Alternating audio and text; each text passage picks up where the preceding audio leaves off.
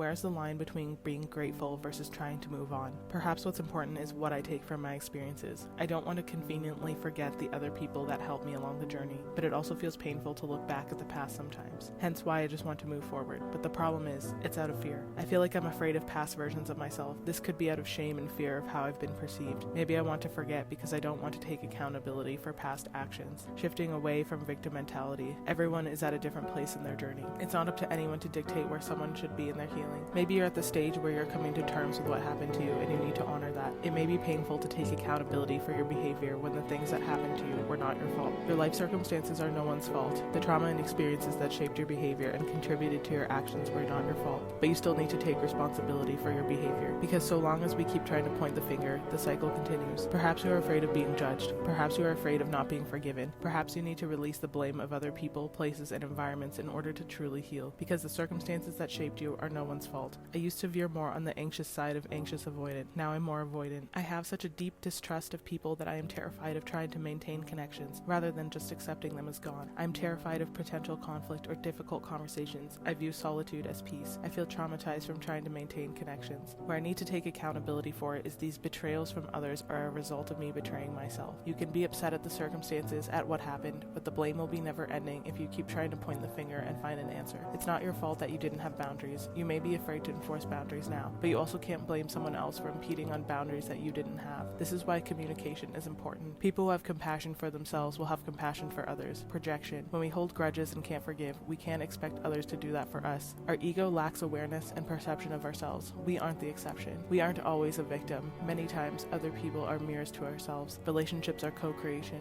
Releasing all the pain, resentment, and fear in my heart towards anyone I've ever loved and anyone who has ever wronged me. I'm almost afraid of admitting this because I'm afraid of being seen as weak and vulnerable, but that's also a trauma response. Emotion and hurt are seen as weakness, overreaction, etc. Forgiveness is vulnerable. It's seeing the humanity in everyone because it forces us to hold space for both their and our pain. Hurt people hurt people. If we continue the blame game, we continue the cycles of hurt, fear, pain, violence, and trauma. We are all the villain in someone's story. There is no right. There is no ultimate truth.